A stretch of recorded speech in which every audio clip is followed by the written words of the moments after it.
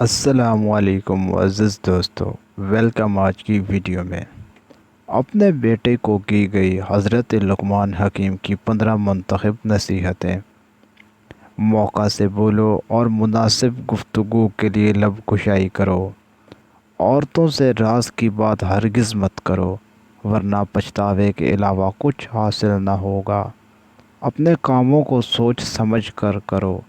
اپنے بچوں کو تیر اندازی اور سواری کی مشق کرواتے رہو۔ قوم و ملت اور جماعت کے میل جول رکھو۔ خرچ کرتے وقت آمدن کا لحاظ رکھو۔ دن کے وقت ہمیشہ چوکنے ہو کر بات چیت کرو۔ کسی شخص کو دوسرے لوگوں کے سامنے شرمندہ مت کرو۔ بے خطا اور بے گناہ خطا وار اور گناہ وار کو گناہ گار نہ ٹھہراؤ۔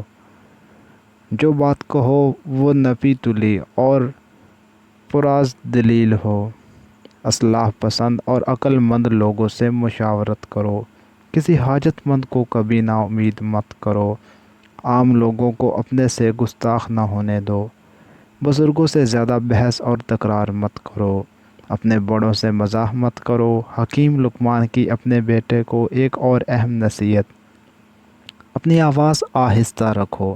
آہستہ آواز رکھنے سے مراد یہ نہیں کہ انسان اتنا آہستہ بولے کہ سننے والے کو دقت پیش ہو، بلکہ مراد یہ ہے کہ جن کو سنانا مقصود ہے ان تک تو آواز وضاحت کے ساتھ پہنچ جائے، لیکن اس سے زیادہ چیخ چیخ کر بولنا اسلامی آداب کے خلاف ہے۔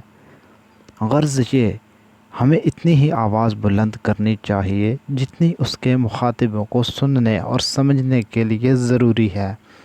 بے شک سب سے بری آواز گدھے کی آواز ہے۔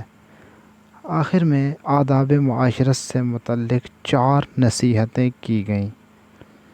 اول، لوگوں سے گفتگو اور ملاقات سے متکبرانہ انداز سے رخ پھیر کر بات کرنے سے منع کیا گیا۔ دوسری، زمین پر اکڑ کر چلنے سے منع کیا گیا۔